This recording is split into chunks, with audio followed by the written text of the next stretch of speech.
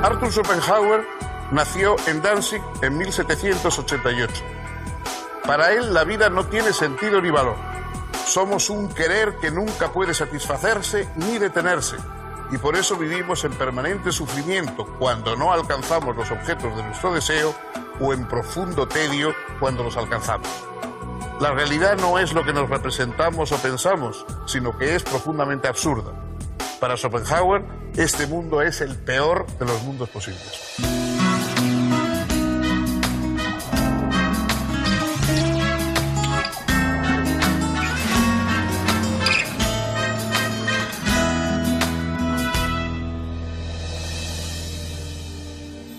Bienvenidos, ¿cómo les va? Vamos a continuar reflexionando hoy sobre un pensador realmente especial, porque fue un carácter de esos que no se encuentran frecuentemente. Un político de nuestro tiempo, Clemenceau, dijo que tener genio es tener mal genio. Sin duda, Arthur Schopenhauer responde perfectamente a esta descripción. Fue un filósofo malhumorado, fue un filósofo pesimista, pero también fue un filósofo que tiene una dimensión que no todos suelen tener, que fue un extraordinario escritor, fue un gran escritor. Y las obras de Schopenhauer se leen hoy no solo con un placer intelectual, o por lo menos con un interés intelectual, sino con un placer literario, porque describe de una manera vigorosa, de una manera romántica, porque pertenece al mundo de la época del romanticismo, sus ideas y sus pensamientos, hasta tal punto que es un poco la desesperación de los profesores de filosofía. Los profesores vivimos de intentar poner en claro lo que está oscuro. Schopenhauer es uno de esos autores que se puede estar de acuerdo o no, pero nadie explica mejor que él mismo lo que piensa. Digo que fue un filósofo pesimista, es decir, parte del dolor y del sufrimiento de este mundo. En eso, sin duda, está influido por el pensamiento oriental. Fue uno de los primeros pensadores occidentales que conoció, a través de las traducciones de Anquetil du Perron y de otros autores de la época que hicieron unas versiones del Vedanta y de algunos textos budistas, y eso a Schopenhauer le interesó extraordinariamente porque parten del dolor de la existencia. ¿Cómo podemos escapar del dolor de la existencia? ¿En qué consiste este mundo en el que vivimos anhelando cosas que no llegan y que nos hacen sufrir, y que cuando llegan nos sacian y nos hastían e inmediatamente nos proyectan hacia otros deseos? Esa cadena de deseos, esa cadena de dolores, que es esa especie de afán y desasosiego permanente que es la vida humana, ¿cómo podemos salir de ese círculo dramático? ¿Cómo podemos escapar de la maldición de la voluntad? Este fue el centro, el núcleo del pensamiento de Schopenhauer. Arthur Schopenhauer provenía de una familia de origen holandés. Su padre era un próspero comerciante. Nació en la ciudad libre de Danzig, y cuando ésta fue anexada al Imperio prusiano, su familia se trasladó a Hamburgo. Allí, el joven Arthur realizó sus primeros estudios. Al llegar a la adolescencia, su padre le permitió viajar por Francia e Inglaterra. Luego lo dirigió a la carrera comercial. Sin embargo, en 1805 el padre de Schopenhauer se suicidó, y poco después, este manifestó a su madre, con la que siempre tuvo una pésima relación, que deseaba dejar el negocio familiar y dedicarse al estudio. Con tal fin requirió su parte de la herencia y comenzó a estudiar medicina, química y matemáticas en la Universidad de Göttingen y después filosofía en la Universidad de Berlín. En 1813 obtuvo su doctorado en la Universidad de Jena con una tesis titulada Sobre la cuádruple raíz del principio de razón suficiente. La originalidad de Schopenhauer radicaba en la demostración de que el principio de razón suficiente, que establece que no hay nada que no tenga una razón de ser, se manifiesta en 4 formas distintas, irreductibles entre sí. Para ello, reducía todos los aspectos de la realidad a 4 clases básicas: los objetos empíricos, los conceptos abstractos, los objetos matemáticos y el yo, que es el objeto del autoconocimiento. El principio de razón suficiente no se aplica de igual manera a estos diferentes fenómenos. Entre los objetos empíricos aparece como explicación causal, entre los conceptos abstractos como deducción lógica, entre los objetos matemáticos como consistencia y respecto de los hechos del yo como determinación del carácter y motivación. A pesar de su novedad y rigor, esta tesis fue recibida con bastante indiferencia por el mundo académico. Schopenhauer no se dio por vencido. En 1819 dio a conocer una nueva obra que sería la más importante de su vida: El mundo como voluntad y representación. En ella interpretó la cosa en sí de Kant como voluntad. La mayoría de los pensadores tiende a plantear que el mundo, en su conjunto, el universo, es bueno y racional, y que los que somos malos somos nosotros, los seres humanos, que nos dejamos arrastrar por pasiones, por intereses, por deseos inconfesables o lo que ustedes quieran. El planteamiento de Arturo Schopenhauer es precisamente lo opuesto. Nosotros somos las víctimas, nosotros somos los que padecemos, y el mundo, el conjunto, no digo el cosmos porque él no lo ve como un cosmos, es decir, como un orden, sino más bien como un colosal desorden. El mundo es lo que es malo, lo que es siniestro, lo que está poseído por un afán incansable de posesión, de destrucción, busca y desecha cosas constantemente. Es decir, el conjunto del universo es lo malo y nosotros somos las víctimas, somos los que padecemos, aunque naturalmente estamos contagiados por ese mal universal, pero somos al menos los que podemos intentar escapar de él. Solo nosotros podemos intentar escapar de él por la vía de la razón.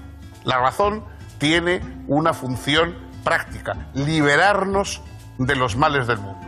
Quien se deja llevar por la pasión, quien se deja llevar por el deseo, quien se deja llevar por la voluntad, ese está condenado. Continuará el ciclo permanente que lleva de el no tener y por lo tanto sufrir por no tener, al tener y por lo tanto sufrir por hastiarse de tener. La razón es la que nos puede mostrar las cosas tal como son y al verlas hacernos renunciar a esa voluntad que nos constituye. Para Schopenhauer, la gran voluntad cósmica, la gran voluntad que lo mueve todo, es una especie de monstruo terrible que desea, que permanentemente, que acumula el frenesí de las pasiones, que no tiene ningún objetivo, porque desea cosas que no llevan a nada más que a seguir deseando. Es decir, desea desear. La voluntad lo que quiere es querer más siempre, permanentemente, y prolongar este especie de terrible circo de las pasiones y de los enfrentamientos. La razón nos puede revelar la voluntad tal como es, y al verla sentir el lógico rechazo y renunciar a participar en ese juego del cual nadie puede salir ganador.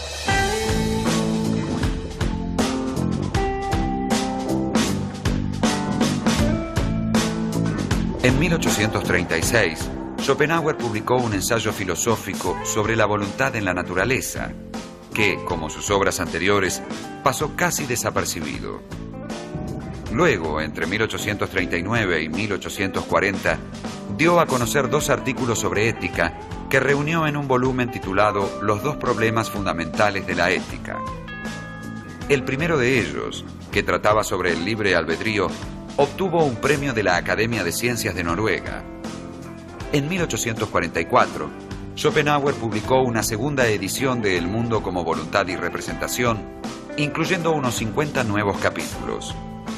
En 1859 fue editada una colección de artículos y aforismos suyos bajo el título de Parerga y Paralipomena, lo que significa algo así como cosas insignificantes y cosas que no vienen al caso, obra que le dio una fama inmediata. La segunda mitad del siglo XIX era más receptiva a la visión pesimista y desencantada del filósofo de lo que había sido la primera. De toda Europa llegaban visitantes ilustres para conocer al filósofo. Muchas universidades dieron lugar a la discusión de sus ideas. Muchas invitaciones y homenajes cayeron sobre él. En virtud de este éxito, dio entonces a la imprenta una tercera edición de El mundo como voluntad y representación, nuevamente ampliada.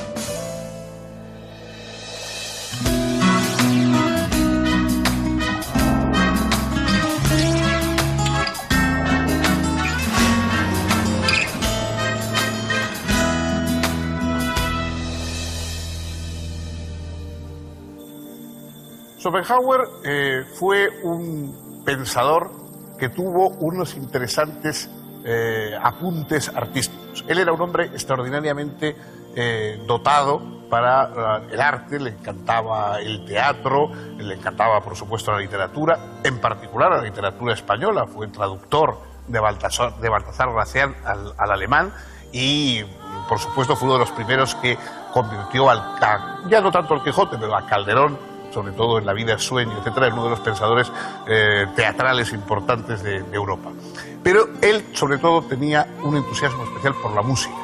La música para él era verdaderamente la expresión mejor, mucho mejor que la palabra, mucho mejor que la reflexión. La música era la mejor expresión de en qué consiste el universo.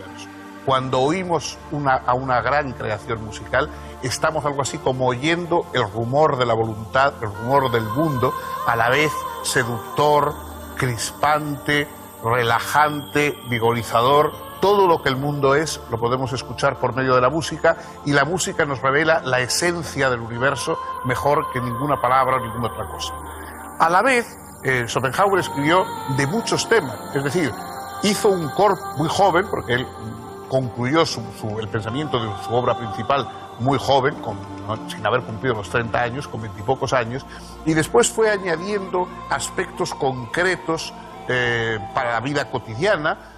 Hablaba pues desde los duelos, el espiritismo, y dedicó unas reflexiones al tema del amor y de la mujer que son o han sido por lo menos muy comentadas a lo largo del tiempo, porque es uno de los pocos pensadores que habló de la sexualidad.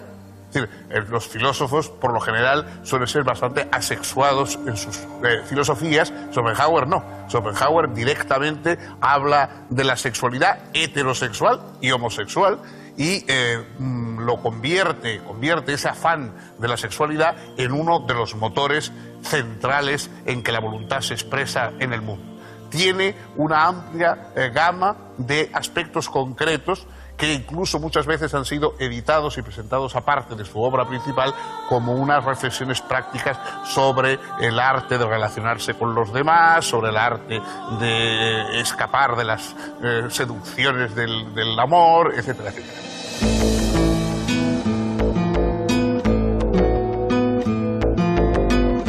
En su obra, Schopenhauer percibió que nuestro cuerpo nos es dado como objeto fenoménico, pero a la vez, interiormente, como voluntad de vivir.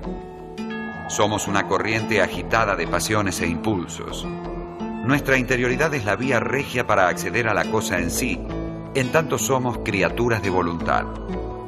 Y, según Schopenhauer, todo lo es.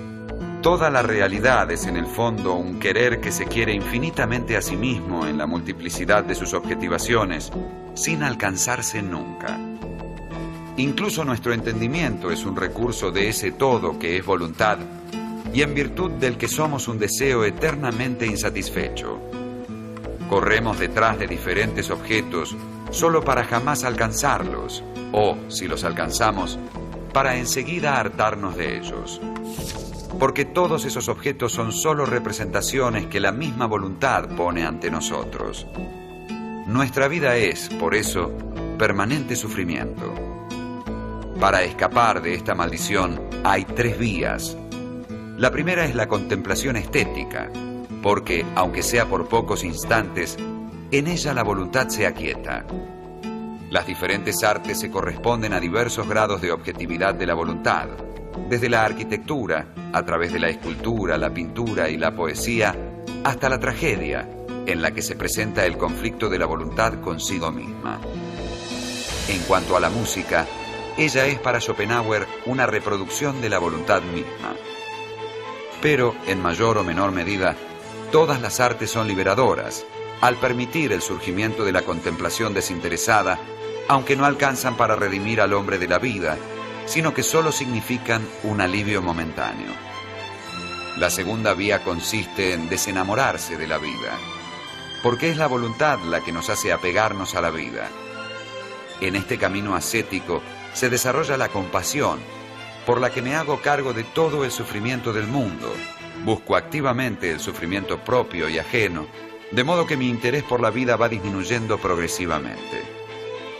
La tercera vía es cambiar la voluntad por la no-luntad, dice Schopenhauer. Es decir, transformar el querer en el no querer, aniquilando en nosotros todo deseo. Se trata del acceso al nirvana, la extinción. Schopenhauer no vivió según ideales ascéticos, ni buscó el anonadamiento de su ego, ciertamente poderoso.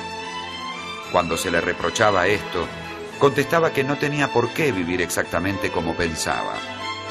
Amó razonablemente la vida y la disfrutó especialmente en sus últimos años, en los que se vio súbitamente célebre y apreciado. Falleció apaciblemente en 1860 en Dresden.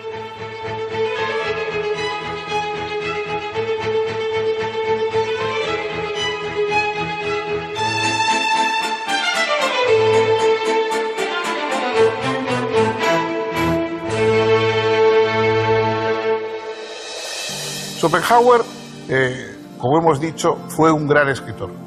Por lo tanto, sigue siendo leído. Y además, ha sido leído incluso mucho más por personas ajenas al campo profesional de la filosofía que por los profesores de filosofía.